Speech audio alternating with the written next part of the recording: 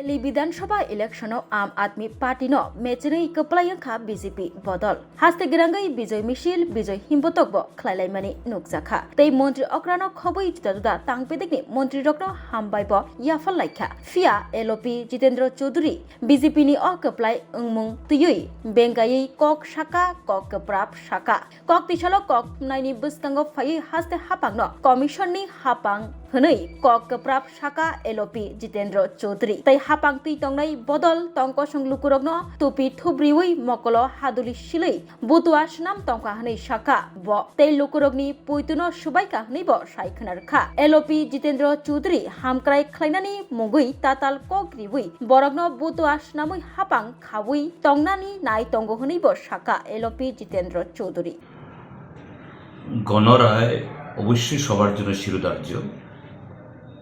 এখন অবধি ফলাফল যা বেরিয়েছে, অর্থাৎ দিল্লি নির্বাচনের ফলাফল সারা দেশের সাথে আমরাও দেখেছি।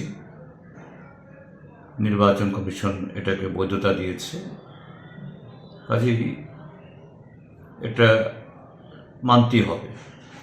কিন্তু তারপরও দিল্লির এই ফলাফল সম্পর্কে দু চারটা কথা বলার অবকাশ রয়েছে। এই কারণে গত প্রায় 15 বছর, একটু কম সময়, 15 বছর পুরো কাজ করতে পারেনি আম আদমি পার্টির সরকার। তারা একটা ব্যতিক্রমী কর্মসূচি নিয়ে কাজ করার চেষ্টা করেছে। সারা দেশকে দেখিয়েছে একটা নির্বাচিত সরকার, তার যদি সদিচ্ছা থাকে, যে মৌলিক তার আমূল পরিবর্তন ঘটাতে না পারলেও কিছু কিছু ক্ষেত্রেতে নাগরিক পরিষেবায় বহুদূর যাওয়া যায়। যেমন দিল্লিতে যেভাবে বিদ্যুতের এই বিল প্রায় মকুব করে দিয়েছিল, পানীয় জল যে কোনো বড় শহরে, দিল্লিতে অবশ্যই দেশের 1 নম্বর মেট্রো শহর, তার কমতি আছে, তাও সহজ প্রাপ্যতার পানীয় জলের বিল প্রায় মুফত করে দেওয়া,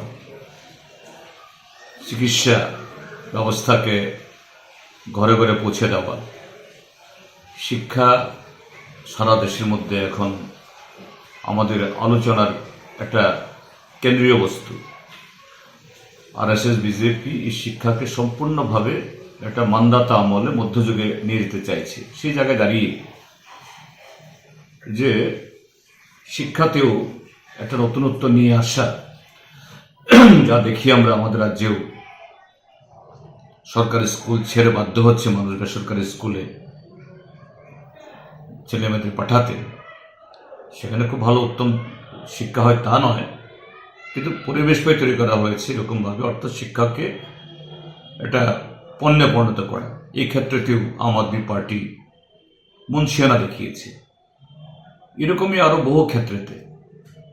এবং কিভাবে কাজ করতে হয়েছে, লাগাতার দিল্লির কেন্দ্রীয় সরকার তাদের চাপের কাছে, যেহেতু দিল্লি অন্য স্টেটের মতো স্বয়ংসম্পূর্ণ না, স্বরাষ্ট্র দপ্তর কেন্দ্রীয় মন্ত্রিসভার অধীনে, প্রতিনিয়ত এই দিল্লি পুলিশকে দিয়ে দিল্লি সরকারকে ব্যতিব্যস্ত করা, তারপর সেখানকার লেফটেন্যান্ট গভর্নর তাকে দিয়ে এই দিল্লি সরকারকে প্রায় পঙ্গু করে দেওয়ার চেষ্টা হয়েছে।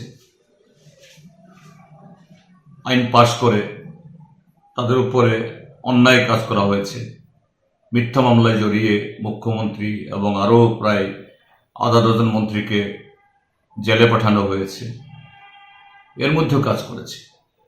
এই সবটা মিলিয়েই দিল্লির এই রেজাল্টকে আমাদের ভাবতে হবে। কাজে সে জায়গায় দাঁড়িয়ে এত কিছুর পরও যে আম আদমি পার্টি যদি ভোট ভাগাভাগি না হতো, কংগ্রেস যদি আলাদাভাবে না দাঁড়াতো, যে ইন্ডিয়া মঞ্চ তৈরি করে গত লোকসভা নির্বাচনে লড়াই হয়েছে, সেরকম যদি হতো, প্রাথমিকভাবে যে রেজাল্ট আসছে, প্রায় 14টা আসনে বিজেপি জিততে পারত না, অর্থাৎ সরকার তৈরি হতো না।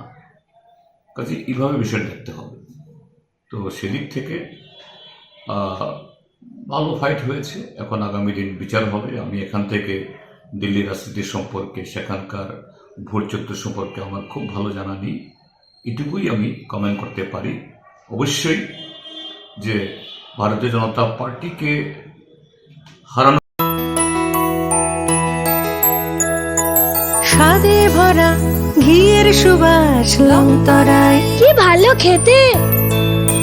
শুদ্ধ ঘিয়ের আবেশ ভরা লংতরায়, অপূর্ব সুগন্ধ, পুষ্টি ভরা ঘিয়ের খাবার, গাওয়া ঘি প্রিয় সবার লংতরায়। একেই বলে বিশুদ্ধ ঘি।